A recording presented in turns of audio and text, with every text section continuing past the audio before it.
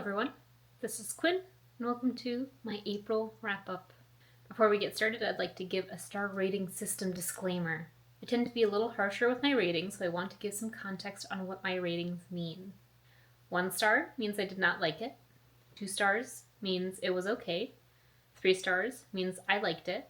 4 stars means I really liked it, and 5 stars means it was amazing. Before we dive into the books, let's look at some statistics. I read 8 books and DNF'd 5 with a total of 2,293 pages read. My average rating was 3 stars, and I read the most physically.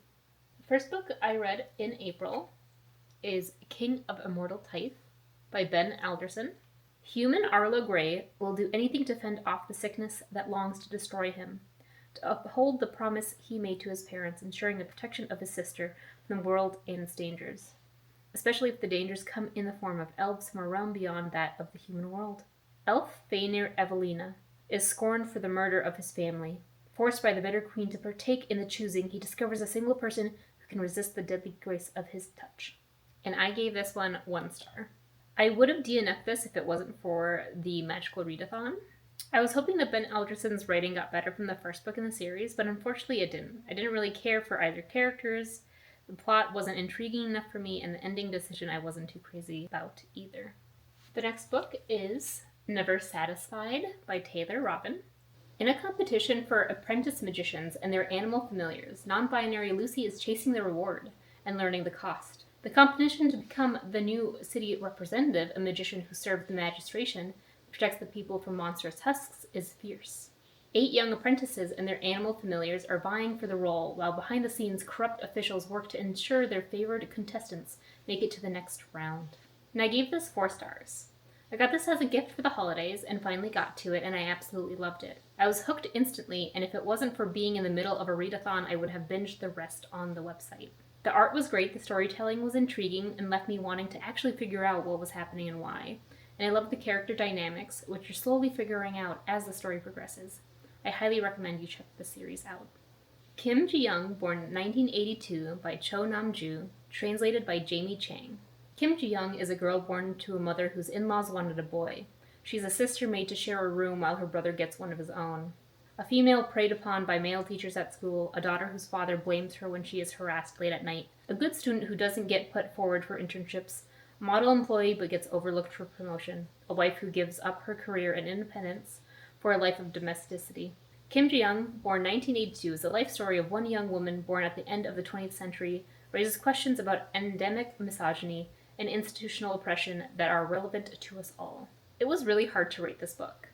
It created such a hubbub in South Korea, both getting positive and negative attention. Men saying that it unfairly slandered them and harassing anyone who even spoke about the book, and to women who applauded this feminist book. And so reading this, I'm caught in a confusion. Yeah, this is happening. Why did it get such a negative reaction? And then being like, yes, the patriarchy. So for me, it was just a mix of emotions, of rage, annoyance, exasperation, because I'm reading something I have to deal with regularly. But it is such an important book for those people who still don't understand that misogyny exists, that this isn't some slander, that it's the truth for a lot of people. So I decided not to rate this publicly. Blowing Off Steam by Joy Lynn Fielding. His bad boy past defines him. Could a shy train spotter be his redemption? Sam Chancellor has been in love with the steam-engined old Bess his whole life. Trains are so much easier than people. They don't expect conversation, and they never bully anyone. But Bess's place in his heart has suddenly been challenged by her sexy new driver, the embodiment of all Sam's fantasies. If only Sam knew how to talk to him. Ryan Saunders found out the hard way that all the drinking and partying in the world couldn't fill the void inside him. After a life filled with regrets, his job as a train driver is his last chance to prove to his father and himself that he is not a complete failure. And I gave this 4 stars. This was so fun, and I kind of bought it as a joke, as a haha, oh my god, MM romance with trains, for a reading prompt that needed a train on the cover. But I was so pleasantly surprised. I loved the characters, I loved the description of the town, the relationship between the 2 main characters was great, and I actually cared about the plot with Bess. The Center by Aisha Menizir Siddiqui. Anissa Elahi dreams of being a translator of great works of literature, but mostly spends her days subtitling Bollywood movies and living off her parents' generous allowance. Adding to her growing sense of inadequacy, Her mediocre white boyfriend, Adam, has successfully leveraged his savant-level aptitude for language into an enviable career. But when Adam learns to speak Urdu practically overnight, Anissa forces him to reveal his secret. Adam begrudgingly tells her about the center, an elite invite-only program that guarantees complete fluency in any language in just 10 days. This sounds to Anissa like a step toward the life she's always wanted. Stripped of her belongings and all contact with the outside world, she enrolls and undergoes the center's strange and rigorous process. I gave this a 4-star. It took me a good 100 pages to get into this book, but I'm so glad I continued with it. The main character isn't the most likable, but the plot really carries this book until the end. I feel like mentioning anything else would be a spoiler, so just stick with the first half of the synopsis, which is what I read, and I think it's worth going in a little blind. Exit Strategy by Martha Wells. Murderbot wasn't programmed to care, so its decision to help the only human who ever showed it respect must be a system glitch, right? Having traveled the width of the galaxy to unearth details of its own murderous transgressions, as well as those of the Grey Chris Corporation, Murderbot is headed home to help Dr. Mensa, its former owner, protector, friend, submit evidence that could prevent Grey Chris from destroying more colonists in its never-ending quest for profit. But who's going to believe a sec unit gone rogue, and what will become of it when it's caught? I gave this a 3.5 stars. This was a really great end to the novella series. So the first 4 books are novellas, and the 5th one is the first novel length. And I really do think these first 4 books should be read in quick succession of each other. It really does feel like pieces to a whole story, and throughout the first 4 books, you really get to experience who Murderbot is, and I've really fallen in love with this series. The River by Gary Paulson. We want you to do it again. These words, spoken to Brian, will change his life.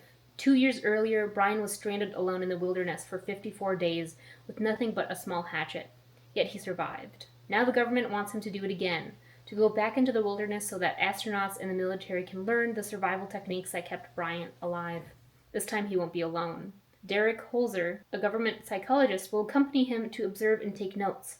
I rated this 3 stars. I wasn't expecting to like it as much as I did. I think it's quite a good pace middle grade adventure book. It had me wondering what would happen next, even though obviously I needed to suspend my disbelief a little bit. In my final book, Dalarga Dream Department Store by Lee Mi-yi, translated by Sandy Ju-Sung Lee. In a mysterious town hidden in our collective subconscious, there's a department store that sells dreams. Day and night, visitors, both human and animal, shuffle in to purchase their latest adventure. Each floor specializes in a specific type of dream. Childhood memories, food dreams, ice skating, dreams of stardom. Flying dreams are almost always sold out. Some seek dreams of loved ones who have died. And for Penny, an enthusiastic new hire, working at the store is an opportunity of a lifetime. I gave this a 2.5 star. This was interesting, but felt more like a write-up for a short animated series than a novel. Each chapter was a separate event following our main character, who was written as if they were a dunce. I think it's just to be able to have an excuse to write directly of what's happening and why, which slowly built up their universe and how the department store ran, which wasn't my favorite way to narrate the story. Overall, interesting premise. In addition to the 8 books I read in April, I DNF'd 5 books. The Muse, The Bell Jar, The Anomaly, A River Enchanted, and Moon Soul. And that wraps up my April reading. I think it went pretty well, considering that I DNF'd so many books, and I still had 8. The average rating was 3, which was right in the middle, so that's a good sign. April was the Magical Readathon, hosted by G, and I did pass, and so my character gets to move on to his last semester as a scribe, and then he'll be graduating from that and moving on. Let me know if any of the books I talked about you read and enjoyed, or if they're on your TBR. This is Quinn, signing out.